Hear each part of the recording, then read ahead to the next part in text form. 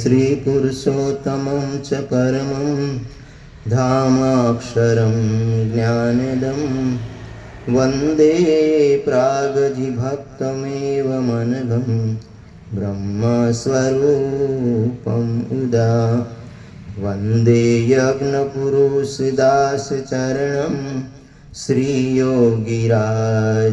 तथा वन्दे श्रीप्रमुखं महन्तगुणिनं मोक्षाय भक्त्या सदा कृपा करो मुझ ऊपरे सुखनिधि सहजानंद गुण तमारा गाववा बुद्धि आपजो सुख कंद गुण तमारा गाववा बुद्धि आपजो सुख कंद।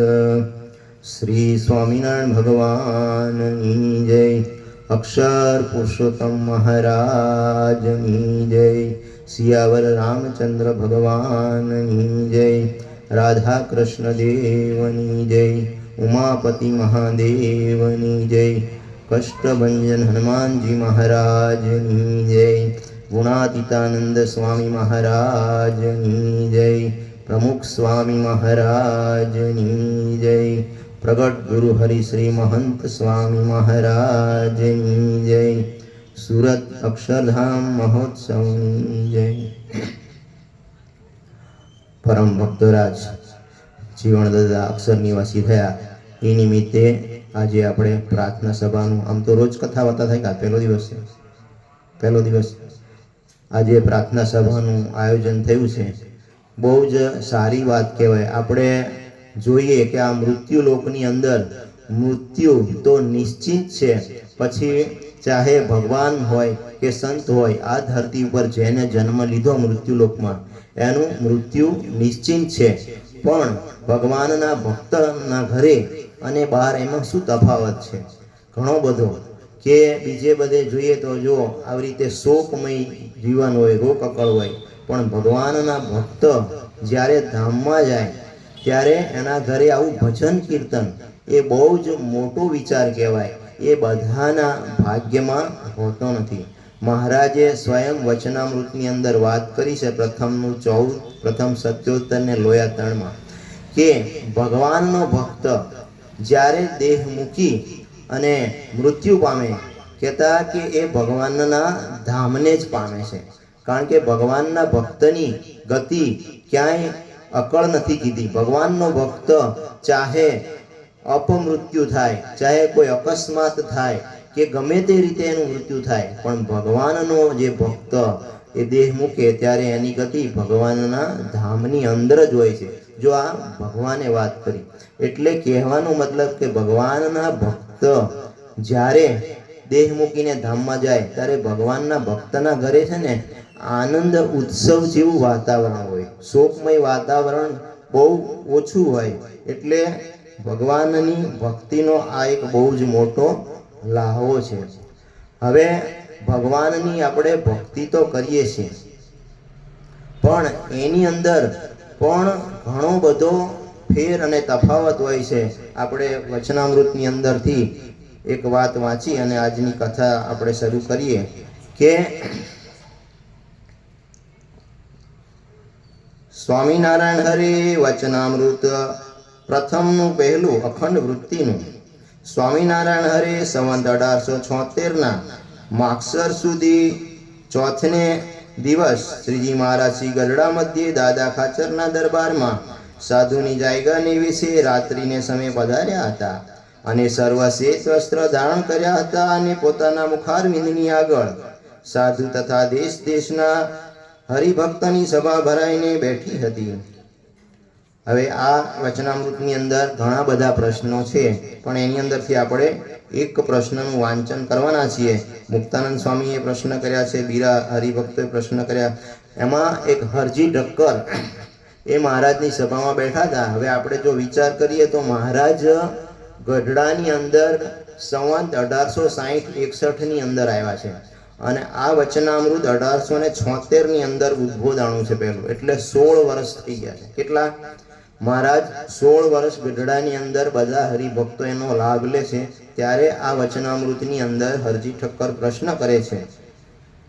પછી હરજી ઠક્કર શ્રીજી મહારાજને પૂછ્યું છે, કેટલાક તો ઘણા દિવસ સુધી સત્સંગ કરે છે તો પણ તેને જેવી પોતાના દેહ અને દેહના સંબંધીને વિશે ગાઢ પ્રીતિ છે એવી સત્સંગમાં ગાઢ પ્રીતિ નથી થતી, એનું શું કારણ છે? પછી શ્રીજી મહારાજ એનો ઉત્તર કરે છે કે એને ભગવાનનું મહાત્મ્ય સંપૂર્ણ જાણ્યામાં આવ્યું નથી, અને જે સાધુને સંગે કરીને ભગવાનનું મહાત્મ્ય પરિપૂર્ણ જાણ્યામાં આવે અને એ સાધુ જ્યારે પોતાના સ્વભાવ ઉપર વાત કરે ત્યારે સ્વભાવને મૂકી શકતો નથી, અને વાતના કરનારા જે સાધુ એનો પણ અવગુણ લે એ પાપે કરીને સત્સંગમાં ગાઢ પ્રીતિ થતી નથી. કાં જે અન્ય એટલે આવી રીતે જો ભગવાનની અંદર પ્રીતિની વાત આની અંદર છે કે જ્યારે જીવને સગા સંબંધીની અંદર જેવી દ્રઢ પ્રીતિ છે એવી આ હરજી ઠક્કર પૂછે છે કે ભગવાન વિશે કે સત્સંગમાં પ્રીતિ કેમ થતી નથી. બહુ અદ્ભુત વાત છે. હવે એ વખતે છે ને મહારાજ 16 વર્ષ ગઢડામાં બિરાજમાન છે, અને ત્યાં પ્રસંગ એવો બન્યો હતો કે દાદા ખાચરના બેન પાંચુબા અને એમના 3-4 વર્ષના દીકરી હીરાબા એમનું નામ હોય છે, એ ધામમાં ગયા હોય છે. એના અનુસંધાનની અંદર એ વખતે શોક જેવું વાતાવરણ હતું, એટલે એ વાતાવરણની અંદર આ હરજી ઠક્કરે પ્રશ્ન પૂછ્યો છે મહારાજને કે ભગવાનની અંદર આવી પ્રીતિ કેમ નથી. એમાં પ્રસંગ એવો બન્યો હતો કે આ 4-5 વર્ષના હીરાબા ધામમાં ગયેલા, અને ભગવાન પૂર્ણ પુરુષોત્તમ નારાયણ આપણે વાતે વાતે સાંભળ્યું છે કે બ્રહ્માએ પોતાના 50 વર્ષને દોઢ ઓર જે તપ કર્યું ત્યારે ભગવાન આ ધરતી ઉપર આવ્યા. એ ભગવાનનો સમાગમ 16 વર્ષથી છે. કેટલા વર્ષથી નરસિંહભાઈ? 16 વર્ષથી એમનો સમાગમ થાય છે. અને મહારાજ માટે થાળ આવે છે દરબારમાંથી. મૂળજી બ્રહ્મચારી થાળ લઈને આવે છે, અને મહારાજને જ્યારે જમવાનો સમય થાય ત્યારે અક્ષર ઓરડીમાં મહારાજ પટલો નાખીને બિરાજમાન થાય છે. અને ઓલા થાળ ઉપરથી જ્યારે કપડું ઉઠાવે છે ને ત્યારે માલપા શું હતું? બાજરાનું ભડકું હતું. શું હતું? બાજરાનું ભડકું. જો આ અનુસંધાનની અંદર આ હરજી ઠક્કરે પ્રશ્ન પૂછ્યો કે જ્યારે ભગવાન મળ્યા છે તો આ દેહ અને દેહના સંબંધની અંદર એટલી બધી ગાઢ પ્રીતિ થઈ ગઈ છે ને કે શોકમય વાતાવરણ ઊભું, અને એવી અવસ્થા આવી કે સાક્ષાત ભગવાનની સેવાની અંદર ધક્કો લાગ્યો. શું થયું? સાક્ષાત ભગવાનની સેવામાં ધક્કો લાગ્યો. એટલે મહારાજે આ વાત કરી છે કે જ્યારે કથા વાર્તા સાંભળતા હોય અને સાધુ કે સંતો આપણા સ્વભાવ પર વાત કરે તો એને આપણે અવળી લેતા હોય ને, એટલે આપણા સ્વભાવનું કલેવર બદલાતું નથી. મહારાજે ખાલી વાત નથી કરી, પણ પછી મહારાજે તો ખાલી આ પ્રેક્ટિકલ આખી એ વખતે આ હરિભક્તો મહારાજની ભેળા રહેતા હતા 16 વર્ષ સુધી નજીક, છતાં પણ આવું બન્યું છે. હવે બીજી બાજુ તમે જુઓ, ભગવાનના ભક્ત નેનપુરની અંદર એક દેવજી ભગત હતા. કેવા ભગવાનના ભક્ત? ભગવાનની ભેળા નહોતા, ઘણા બધા દૂર હતા, પણ ભગવાનની સાથે જોડાણ કેવું હતું એ વાત સમજ્યા જેવી છે. આ નેનપુરના દેવજી ભગત એવું કહેવાય કે એ વખતે સંતો પધરામણીની અંદર જતા હોય ને ત્યારે એક વખત નિષ્કુળાનંદ સ્વામી અને ગુણાતીતાનંદ સ્વામી નેનપુર પધારેલા. હવે ન્યા દિવસ આખો બધા હરિભક્તોના ઘરે પધરામણી થતી હોય અને સાંજે કથા વાર્તા થાય. તો નેનપુરના દેવજી ભગત ખેતીવાડી વાળા હતા, જમીનદાર. તો રાત્રે ઢોરને બાંધવાની જે કોર્ડ હોય કે નહીં, એ કોર્ડ ખાલી રખાવી અને બધા ઢોરને કે બારા બાંધજો, અને રાત્રે છે ને સભા ક્યાં થાય? ઢોરની કોર્ડમાં. અત્યારે કેટલી બધી વ્યવસ્થા છે, આપણે ઉપર પંખા ફરતા હોય, એસી રૂમ હોય, પણ ઢોરની કોર્ડમાં રાત્રે સભા થાય, હરિભક્તો બધા ભેળા થાય, અને નિષ્કુળાનંદ સ્વામી અને ગુણાતીતાનંદ સ્વામી જેવા નંદ પરમહંસો અને મહારાજને રહેવાનું સાક્ષાત અક્ષરધામ ગુણાતીતાનંદ સ્વામી એ કથા કરતા હોય તો એ વખતે માહોલ કેવો હશે અને ભગવાનના ભક્ત કેવા હશે. હવે આ કથા વાર્તાની અંદર અડધી રાતનો જ્યારે ગજર ભાંગે ત્યારે નિષ્કુળાનંદ સ્વામીને છે ને ઝોલું આવ્યું.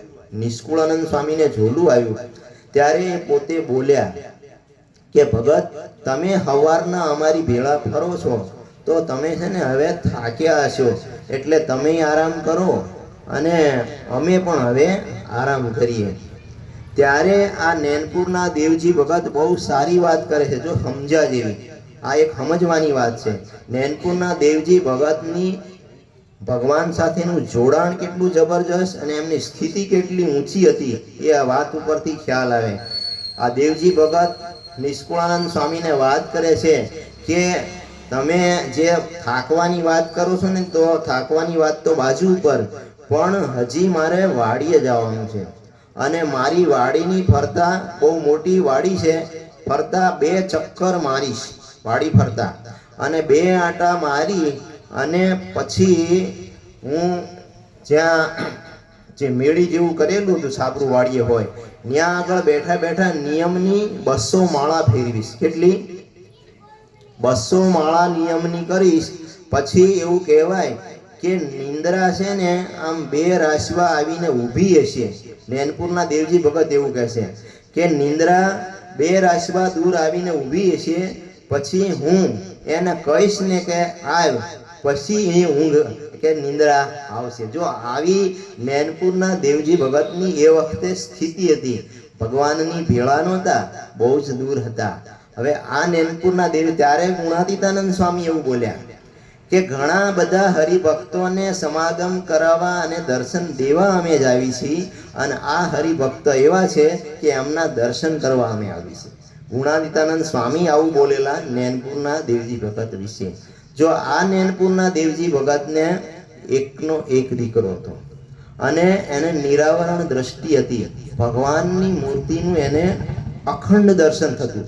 મહારાજે પ્રથમના પહેલા વચનામૃતની અંદર જ વાત કરી છે કે ભગવાનની મૂર્તિની અંદર મનની વૃત્તિ સ્થિર કરવી ને એ તો કઠણમાં કઠણ સાધન છે. કેવું કીધું છે? કઠણમાં કઠણ. અને જો એક વખત મનની વૃત્તિ ભગવાનની મૂર્તિમાં જો સ્થિર થઈ તો એનાથી મોટી કોઈ પ્રાપ્તિ નથી બ્રહ્માંડની અંદર. એવી પ્રાપ્તિ તો આ નૈનપુરના દેવજી ભગતના છોકરાને હતી, 5-7 વર્ષનો. હવે આ બંને માણા અતિ ભગવાનનું ભજન ને સુખી સંપન્ન ઘર હતું. છોકરો મોટો થયો, ધીરે ધીરે ઉંમર થઈ, પછી તો સારા ઘરેથી માગા આવવા માંડ્યા. ત્યારે બંને માણાએ વિચાર્યું કે આ દીકરો ભગવાનનું સુખ લે છે, નિરાવરણ દ્રષ્ટિ છે, અને જો એ સંસારના સુખની અંદર પડશે, સંસારના સુખની અંદર પડશે તો ભગવાનનું સુખ એનાથી દૂર થઈ જશે, ભૂલી જશે અને એની ગતિ ઓલી થશે. એટલે બંને માણાએ વિચાર કર્યો કે ભગવાનનું નિત્ય ભજન કરે, પૂજા અર્ચન કરે, એમાં રોજ ભગવાનને પ્રાર્થના કરે કે તમે છે ને અમારા આ દીકરાને ધામમાં તેડી જાઓ. શું? મહારાજને પ્રાર્થના કરેલી કે તમે અમારા દીકરાને ધામમાં તેડી જાઓ. તો એથી રૂડું છું. તો આવો વિચાર બંને માણાએ કરેલો. હવે આ બાજુ મહારાજ ગઢડાની અંદર 16 વર્ષ સમાગમ કરાવ્યો છે અને 3-4 વર્ષના આ હીરાબાદ ધામમાં ગયા અને મહારાજની ભોજનમાં થાળમાં થૂલું આવ્યું બાજરાનું. એટલે મહારાજે આજે પ્રાર્થના દેવજી ભગતે કરીને એનો અત્યારે ઉપયોગ કર્યો. હવે મહારાજે આ દિવ્ય ચરિત્ર, જો આપણા જીવનની અંદર જે કંઈ દુઃખ આવે ને એમાં મહારાજે આ જ વાત કરી છે. ભગવાનના ચરિત્રો, આ બધા ચરિત્રો કહેવાય. ભગવાને જે જે આ ધરતી ઉપર આવીને ક્રિયા કરીને એને આપણે સાંભળીએ, યાદ રાખીએ તો જીવનું બહુ રૂડું થાય અને દુઃખની અંદરથી કંઈક સુખ થાય. તો કહેવાનું કે એ વખતે મહારાજ આ નૈનપુરના દેવજી ભગતના દીકરાને ધામમાં તેડી ગયા એ અરસાની અંદર, જ્યારે અહીંયા ગઢડામાં શોક હતો. મૂળજી બ્રહ્મચારીને છે ને આમ પેલું થાળ ઊંચો કર્યો ને તો મહારાજ કે આ શું? મહારાજને રોજ 32 ભાતના ભોજન આવતા ને ઓલું બાજરાનું ભડકું, આ શું? મહારાજ કે મૂળજી બ્રહ્મચારી એકદમ ચોંકી ગયા બિચારા, એ બોઠા પડ્યા, એને ખબર નહોતી. પણ કે આ હીરાબા ધામમાં ગયા છે ને એટલે શોક જેવું વાતાવરણ. મહારાજ કે આ કેટલાક દિવસ આજે? કે 13-14 દાડા તો ખરું. મહારાજ એ વખતે હસ્યા અને પછી આ મહારાજ છે ને આ નૈનપુરના દેવજી ભગતના દીકરાને ધામમાં લઈ જાય છે. હવે ધામમાં લઈ ગયા એટલે આ બંને માણસ તો રાજી થયા. ભગવાનના ભક્ત હતા ને, અને એનું કલેવર એવું બન્યું હોય ને ત્યારે એને સાચી સમજણ એવી હોય ને ત્યારે આ સુખ પ્રાપ્ત થાય. એની બધી જ આરીકારી પતાવી, જે કાંઈ વિધિ વિધાન, અને પછી તરત જ આ ભગતે એમના ઘરનાને વાત કરી કે જો હવે છે ને આ બધા હગાવાલા આવશે, કાણ મોકાણ કરશે અને આપણને રોવરાવશે તો ભગવાનનું સુખ નહીં લેવાય. એટલે આપણે એ કશાયમાં પડવું નથી. અને આ ઘરે આપણે છે ને દુજાણાનું ઘી ઘણું બધું ભેગું થયું છે ને, તે તમે એક કામ કરો કે વાડીએ ગઢડા જાઓ અને આ ઘીના ગળા લઈ અને મહારાજને ઘેબરની રસોઈ આપજો. કેવી? ઘેબરની રસોઈ મહારાજને કહેજો આપવાની. તો આવી રીતે આ નૈનપુરના દેવજી ભગત એ પોતે વાડીએ જતા રહ્યા અને ખેતીવાડીનું કામ ને થોડા દિવસનું વાતું સીધું તૈયાર કર્યું છે, એટલે કે ઘરે આપણને કોઈ આવીને હેરાન કરે નહીં. થોડા દિવસ થયા એટલે પહેલા તો હાલીને લગભગ જવાનું છે, વાહન વ્યવસ્થા હોય કે ન હોય, પણ એક બે દિવસે ગઢડામાં આ નૈનપુરના દેવજી ભગતના ઘરના અને સાથે કોઈ જે હોય પહોંચ્યા. મહારાજ સરસ મજાની સભા કરીને આવી રીતે બેઠા અને કથા વાર્તાનો માહોલ થતો. મહારાજને તો બધી ખબર હતી, અંતર્યામી હતા. તન કી જાણે મન કી જાણે, જાણે ચિત્ત કી ચોરી, इसके आगे क्या छुपावे जिसके आगे. ભગવાન અંતર્યામી બધું જાણતા, ભગવાનને ખબર જ હતી. પણ જાણી જોઈ અને ભગવાને આ નૈનપુરના દેવજી ભગતના ઘરવાળાને પૂછ્યું કે ઓહો તમે એકલા કેમ આવ્યા? એકલા કેમ આવ્યા? તમારા ભગત શું કરે છે? કે ભગત તો સુખી હતા અને વધારે સુખી થયા. મહારાજ કે એમ નહીં, જરાક ફોડ પાડીને વાત કરો. સુખી હતા અને વધારે સુખી થયા એ શું? મહારાજને ખબર હતી પણ બધાને ખબર પડે. એટલે પછી આ નૈનપુરના દેવજી ભગતના ઘરવાળાએ વાત કરી કે અમારા દીકરાને નિરાવરણ દ્રષ્ટિ હતી અને ઘણા સમયથી અમે તમને પ્રાર્થના કરતા કે તમે છે ને આ 2 દિવસ પહેલા ધામમાં તેડી ગયા, એટલે એથી રૂડું શું? એટલે સુખી હતા અને વધારે સુખી થયા. અને આજે ઘી ની લઈને ગાડવા લઈને મને મોકલી છે કે બધા સંતો હરિભક્તોને એમ કે ઘેબરની રસોઈ જમાડો. એટલે મહારાજને આ જે વાત કરીને તારે બધા હરિભક્તોને આશ્ચર્ય થયું કે ઓહો આપણે તો આ 3 વર્ષના દીકરી ધામમાં ગયા છે ને મહારાજને થોલું ખવડાવી છે. અને આ તમે જુઓ કે 20 વર્ષનો દીકરો ધામમાં ગયો છે અને ઘેબરની રસોઈ. એટલે કહેવાનો મતલબ કે ભગવાનની સાથે જોડાણ કેવું છે, ભગવાનની ભેળા કેટલા વર્ષ રહ્યા પણ ભગવાનની સાથે જોડાણ કેટલું. જો આવા ભગવાનના ભક્તો થઈ ગયા કે એનું એવી રીતે જોડાણ હતું, તો આ નૈનપુરના દેવજી ભગતનું આવું અદ્ભુત ભગવાનની સાથે જોડાણ, એ જ ભગવાન પૂર્ણ પુરુષોત્તમ નારાયણ આજે આપણને સત્પુરુષ રૂપે મળ્યા છે આ ધરતી ઉપર. મહારાજે જ વડતાલના 19મા વચનામૃતમાં વાત કરી કે જીવને જ્યારે ભરતખંડની ભૂમિ ઉપર મનુષ્ય દેહ પ્રાપ્ત થાય ત્યારે ભગવાન કે ભગવાનના અખંડ ધારક સંત એ આ પૃથ્વી ઉપર અચૂક વિચરતા હોય. તો એવી રીતે વર્તમાન કાળે આ પ્રગટ સત્પુરુષ આપણે તો પ્રમુખ સ્વામી મહારાજને પણ સેવ્યા છે અને વર્તમાન કાળે મહંત સ્વામી મહારાજનો પણ અદ્ભુત લાભ લઈ રહ્યા છે. નરસિંહભાઈ રોજ સભા વ્યવસ્થાની અંદર હોય તો જો કેટલી બધી ભગવાનની સેવા કરી છે, તો એટલે ભગવાનના ભક્તના ઘરે તો આવો અદ્ભુત માહોલ હોય એમાં કોઈ શંકાને સ્થાન નથી. એવા સત્પુરુષનો મહિમા કહેતા મુક્તાનંદ સ્વામી પણ પોતે વાત કરે છે કે જીરે સંત સમાગમથી ટળે, જીરે સંત સમાગમથી ટળે, આશા તૃષ્ણા રે આશા તૃષ્ણા, ઈર્ષાય અભિમાન, મોહ મત્સર મમતા બળે, સુખદાયક રે સાચા સંતનો સંગ, સંતથી મહાસુખ પામીએ જીરે, સંતથી મહાસુખ પામી.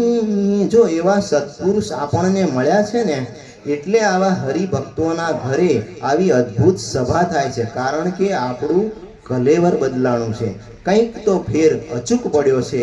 પહેલાના સમયની અંદર તમે જુઓ કે સૌભરી, વિશ્વામિત્ર, પછી પારાશર, આ બધા થઈ ગયા. એમને સાધના ખૂબ કરી છે, અદ્ભુત સાધના કરી છે. જેમ એવું કહેવાય ને કે તલવારને પારસમણીનો સ્પર્શ થાય ને તો સોનાની અચૂક થઈ જાય. પણ તુલસીદાસ શું કહે છે પોતે કે પારસ કે સ્પર્શ છે કંચન ભઈ તલવાર, તુલસી તીનો ના મીટે માર ધાર આકાર.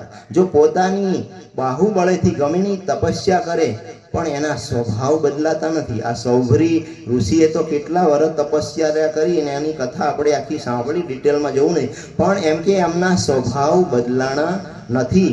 આપણને એવા સત્પુરુષ મળ્યા છે. આપણે જો ગુણાતીતાનંદ સ્વામીનો સમાગમ કર્યો, બોટાદના શિવલાલ શેઠ હોય કે કામરોળના દાજીભાઈ હોય, ઉપલેટાના લાલાભાઈ, એ બધાએ પોતાના સ્વભાવ ઉપર વિજય પ્રાપ્ત કર્યો અને નિરાવરણ પોતે થઈ ગયા. એટલે તુલસીદાસ પોતે કહે છે કે જ્ઞાન હથોડા કર ગ્રહી, સદગુરુ ભયો સોનાર, તુલસી તીનો મીટ ગયે મારધાર આકાર. જ્યારે ભગવાનના ભક્તનું કલેવર જ્યારે બદલાય ને ત્યારે આ ભગવાનનું આપણને અદ્ભુત સુખ આવે છે. મહારાજના ચરણોમાં આજે પ્રાર્થના કરીએ. બે ધુરંધર વક્તાઓ બેઠા છે, એમનો આપણે લાભ લેવાનો છે.